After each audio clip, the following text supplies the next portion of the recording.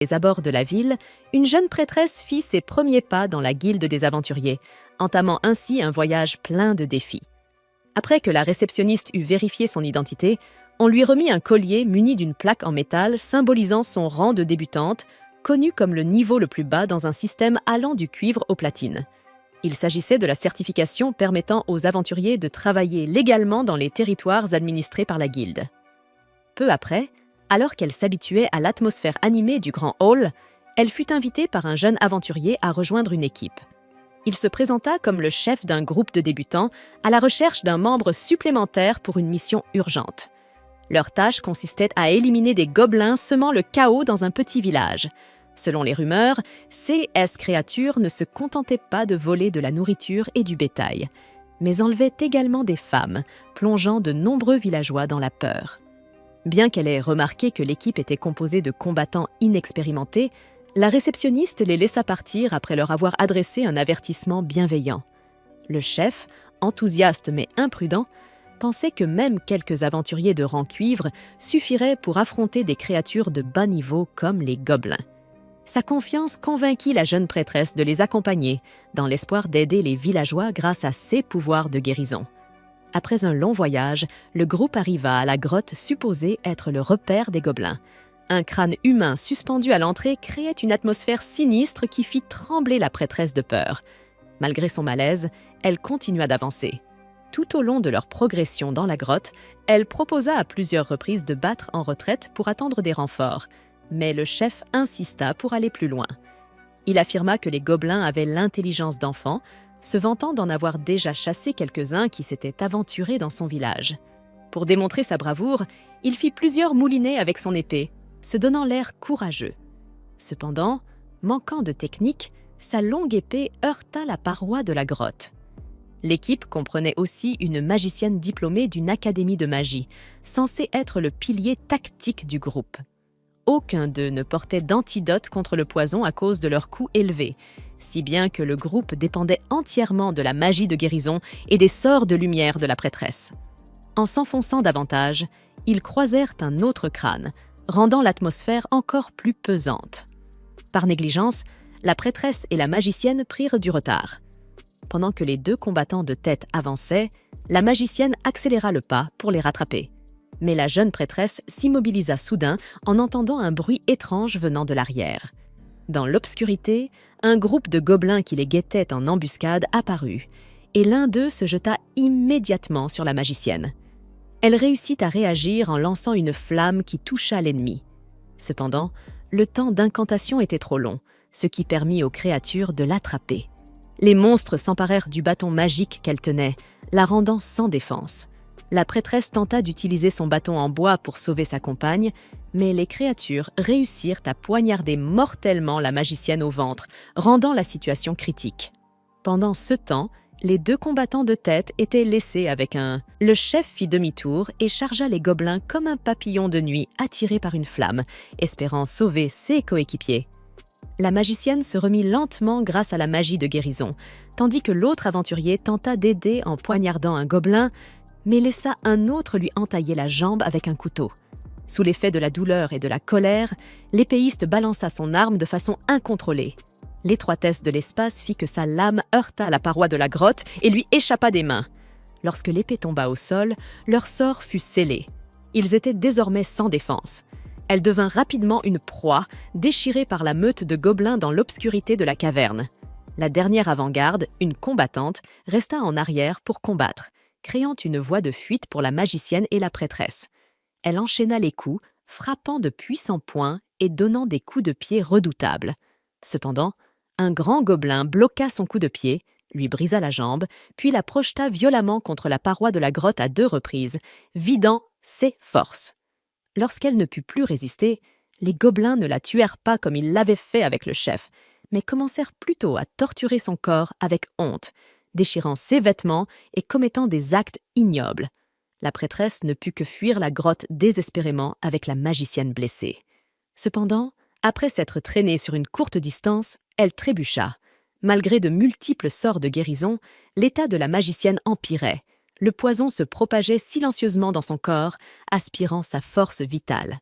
Alors que la prêtresse tentait de tirer sa camarade hors de la grotte, une flèche acérée surgit soudainement de l'arrière et se planta dans son épaule, la projetant au sol, sur le sol humide. 2 gobelins surgissant de l'ombre apparurent juste derrière elle, s'approchèrent rapidement du corps inconscient de la magicienne et commencèrent des actes brutaux. En assistant à cette scène d'horreur à quelques pas, l'esprit de la prêtresse s'effondra complètement. La terreur atteignit son paroxysme, la rendant incapable de se contrôler, allant jusqu'à se souiller involontairement. Sa panique devint une source d'amusement pour les créatures sauvages, exacerbant davantage leur violence. Alors qu'un destin tragique semblait l'attendre, comme ses infortunés compagnons avant elle, une lumière apparut soudainement au loin, se rapprochant lentement. Un aventurier portant une armure métallique, le visage dissimulé sous un casque, surgit silencieusement dans cette atmosphère tendue. Sans hésitation, il attrapa une seconde flèche qui visait directement la prêtresse. Un autre gobelin fonça droit sur le nouvel arrivant, pensant l'abattre rapidement. Cependant, son coup à la gorge resta sans effet. D'une puissante poussée, la créature fut projetée contre le mur de pierre, et aussitôt après, sa tête prit feu sous l'effet d'une torche. Le gobelin restant tenta de fuir. Mais avant même qu'il n'ait pu se retourner, une lame transperça sa nuque, mettant fin à sa vie. Après s'être assuré qu'il n'y avait plus de menace, le guerrier s'approcha de la prêtresse, retira la flèche de son épaule et sortit une fiole d'antidote. Bien qu'encore tremblante, elle réussit à demander l'identité de son sauveur providentiel. L'individu se présenta sous le nom de Goblin Slayer, un aventurier de rang argent spécialisé. Après avoir prodigué les premiers soins à sa nouvelle compagne, il se tourna vers la magicienne, toujours immobile. Voyant que le poison s'était propagé dans tout son corps, rendant tout sauvetage inutile, il décida de lui offrir une mort sans douleur pour lui épargner davantage de souffrance. En examinant les traces autour d'eux, Goblin Slayer confirma que cette grotte abritait au moins un hobgoblin, une variante plus grande et plus puissante que les gobelins ordinaires, ainsi que des signes indiquant la présence d'un chaman dirigeant la horde. La prêtresse, après avoir repris 16 esprits, exprima son souhait de l'accompagner. Bien qu'inexpérimentée, elle disposait encore de magie pour le soutenir. Avant de s'aventurer plus loin, il utilisa le sang des cadavres de gobelins pour l'enduire, effaçant ainsi son odeur afin d'éviter qu'elle soit repérée. En examinant le lieu de l'embuscade, Goblin Slayer pointa du doigt une série d'erreurs fatales commises par le groupe d'aventuriers inexpérimentés. Porter des épées trop longues dans des passages étroits ou encore tourner le dos à des parois rocheuses, les rendant vulnérables aux attaques par derrière. Selon lui, bien que les gobelins manquent d'éducation, ils possèdent un instinct de survie et une ruse qu'il ne faut jamais sous-estimer. Au cours de son analyse, un éclaireur gobelin surgit soudainement d'une fissure dans la roche. Sans laisser passer l'occasion, il lança rapidement un couteau, envoyant la créature rejoindre sa tombe. Pour éviter une embuscade au moment de la retraite, il plaça un piège à la sortie, puis guida la prêtresse vers les profondeurs du repère. À ce moment, elle démontra ses capacités de soutien en lançant un sort de lumière, aveuglant tous les gobelins rassemblés devant eux. Profitant de ce moment de chaos, Goblin Slayer chargea immédiatement et élimina le chaman qui contrôlait la horde. Malheureusement, un hobgoblin et 8 gobelins ordinaires restaient encore dans la grotte. Incapables de les affronter de front, ils se replièrent aussitôt en direction du piège préparé plus tôt. Pendant la fuite, la prêtresse lança un autre sort réduisant la vision de leurs ennemis. Grâce à cela, le guerrier en armure porta un coup fatal au front du plus grand des monstres. Pour éliminer les autres, il versa tout le kérosène sur le cadavre du hobgoblin, puis le repoussa vers la horde. Des flammes s'élevèrent, engloutissant la zone, brûlant tous les gobelins qui attaquaient. Ceux qui survécurent ne purent échapper à sa lame.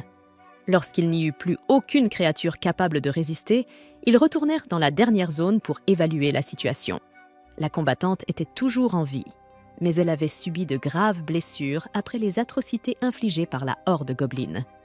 En inspectant les cadavres, Goblin Slayer découvrit que le chaman n'était pas réellement mort. Un coup de couteau décisif mit fin à cette ignoble feinte. Finalement, une pièce secrète apparut derrière un mur de pierre. À l'intérieur se trouvait un nid de bébés gobelins. Il expliqua que s'ils étaient laissés en vie, ils finiraient par grandir et devenir des menaces potentielles. Sans hésitation, chaque petite créature fut éliminée d'un coup porté à la tête, éradiquant tout danger futur. Après tout cela, de nombreuses femmes capturées et réduites en esclavage dans la grotte furent secourues et emmenées au temple local pour y recevoir des soins. Parmi les aventuriers qui étaient partis de la guilde avec la prêtresse, seuls 2 revinrent. L'un d'eux, en raison d'un traumatisme psychologique profond, abandonna la voie de l'aventure. Quant à la prêtresse, survivante de la tragédie, elle conserva sa volonté ferme, déterminée à suivre Goblin Slayer afin de poursuivre l'éradication complète de cette espèce dangereuse, née comme une erreur de programmation dans ce monde. Une jeune fille aux cheveux rouges, au visage vif et éclatant, bavardait avec son amie d'enfance à propos de son prochain voyage en ville. L'excitation montait en elle, non seulement parce que c'était la première fois qu'elle quittait la ferme, mais aussi parce qu'elle voulait trouver un cadeau significatif pour son cher ami. Cependant, au lieu d'être touché ou ravi, le garçon semblait agacé par sa gentillesse. La conversation dégénéra rapidement en dispute non désirée. Ce n'est que lorsque sa sœur aînée intervint que l'atmosphère s'apaisa quelque peu. Le temps passa, et la petite fille devint une jeune femme mûre, douce, mais pleine d'énergie. Alors qu'elle changeait de vêtements pour commencer sa journée, elle entendit soudain un son familier à l'extérieur.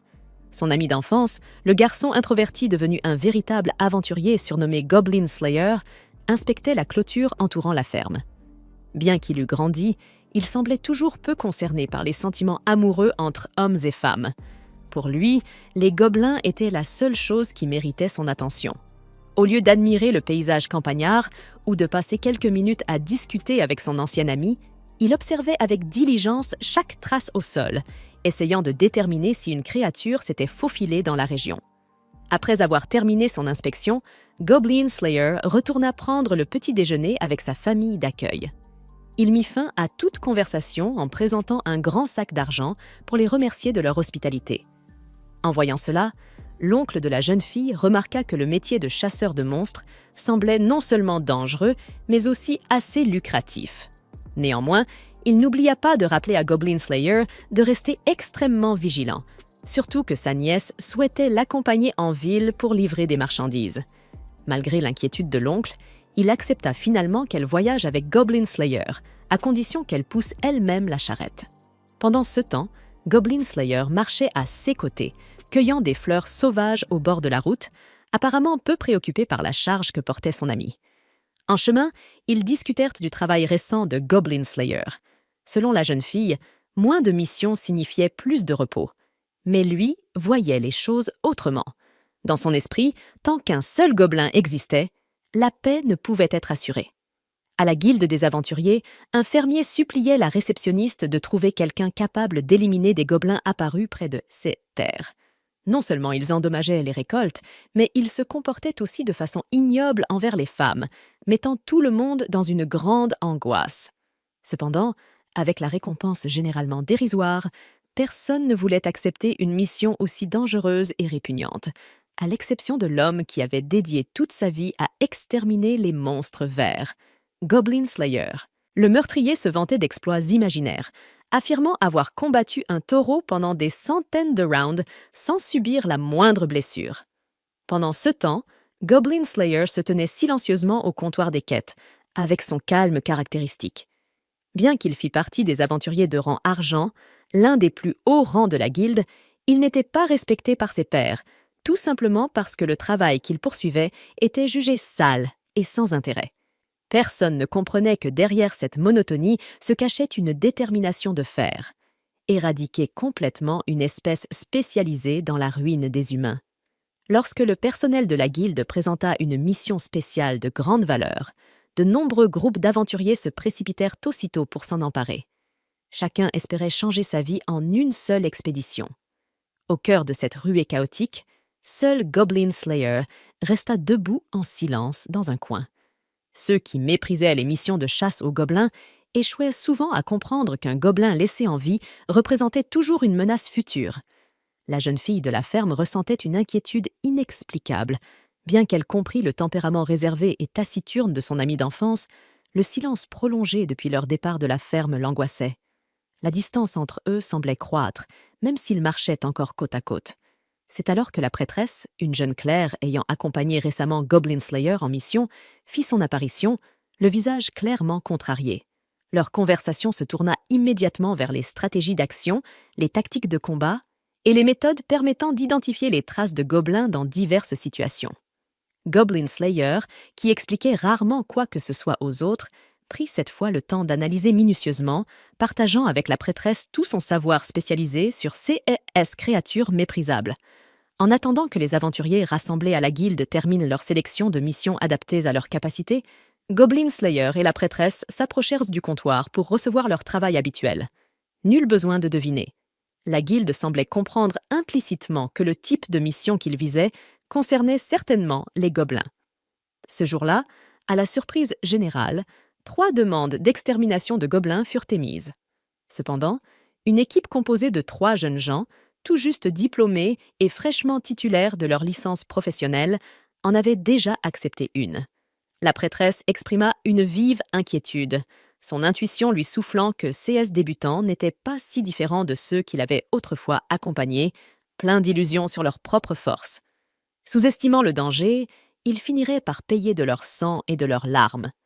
Bien que la prêtresse eût exprimé son intention d'aider ce nouveau groupe, Goblin Slayer choisit cette fois une autre direction. Ne voulant pas le laisser partir seul, la prêtresse le suivit immédiatement, espérant continuer à se battre à ses côtés. Cette nuit-là, il ne rentra pas à la ferme. Son absence remplit le cœur de la jeune fermière de doute, se demandant si son ami d'enfance n'avait pas rencontré quelque chose de dangereux. Pendant ce temps, dans l'obscurité lugubre du repère des gobelins, une scène d'horreur se déroulait. Il venait de brûler vif un aventurier et dansait autour de son corps.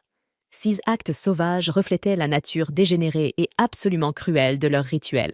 Cette espèce, pourtant, celui qui avait longtemps semé la terreur parmi les gobelins était déjà présent.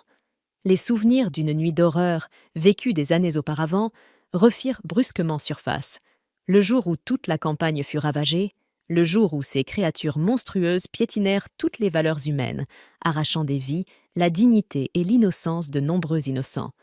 Il avait vu sa sœur se faire abuser sous ses yeux, avant qu'elle ne soit tuée une fois qu'elle n'avait plus aucune utilité pour eux. Depuis ce jour, son cœur s'était transformé en pierre, et il portait en lui une vengeance scellée dans le sang pour le restant de ses jours. L'équipe inexpérimentée que la prêtresse craignait de voir mourir survécut, contre toute attente, et revint saine et sauve. C'est à ce moment-là que Goblin Slayer passa à l'action. Il lança une campagne pour éliminer un autre nid de gobelins en infiltrant la grotte, posant silencieusement des appâts incendiaires à des points clés, notamment aux postes de garde importants. Peu de gens le savaient, mais lorsqu'un gobelin survivait à une bataille, il continuait à apprendre, accumulant de l'expérience et gagnant en force, devenant parfois le chef d'une nouvelle horde, plus redoutable encore. Grâce à une préparation minutieuse, Goblin Slayer transforma tout le repère en un piège mortel. Les gobelins, pris de panique, se dispersèrent en tentant de fuir. La prêtresse utilisa ses compétences défensives pour ériger des barrières, bloquant toutes les issues. Sous les mains de Goblin Slayer, des sorts habituellement destinés à la protection se transformèrent en outils d'exécution terrifiants. Bien qu'elle eût combattu à ses côtés dans de nombreuses batailles, la prêtresse ne pouvait s'empêcher de ressentir un profond malaise en voyant la froideur et les méthodes cruelles que Goblin Slayer réservait à ses ennemis. À ses yeux, il était certes nécessaire d'éliminer les gobelins, mais des méthodes aussi extrêmes lui brisaient le cœur. Une pluie soudaine s'abattit pendant le combat, aidant à éteindre les flammes violentes et leur permettant de terminer la mission rapidement. Malgré l'issue favorable, la prêtresse n'éprouva aucune joie. Elle comprenait mieux que quiconque que le chemin qu'elle avait choisi aux côtés de cet homme ne lui offrirait jamais de retour possible. Depuis qu'elle avait décidé de suivre Goblin Slayer, la porte menant à la paix s'était refermée à jamais. Alors qu'un nouveau jour commençait, Goblin Slayer se présenta comme à son habitude à la guilde des aventuriers, le visage impassible. La belle réceptionniste ne put cacher sa joie de le voir revenir sain et sauf. Malgré les ténèbres qui obscurcissèrent son passé, il continuait à avancer, car quelque part, dans une ferme lointaine, quelqu'un l'attendait chaque jour. Depuis les temps anciens, lorsque le monde était encore façonné par des dieux puissants, ceux-ci lançaient constamment des dés pour déterminer le destin des terres. Mais lorsque tout commença à leur échapper, le chaos se propagea, entraînant les civilisations dans une lutte sans fin. De retour au présent, une noble haute elfe fit son apparition dans la guilde des aventuriers, animée par une quête bien précise. Retrouver une figure célèbre liée au massacre de gobelins. Arrivée au comptoir, la jeune fille formula sa demande.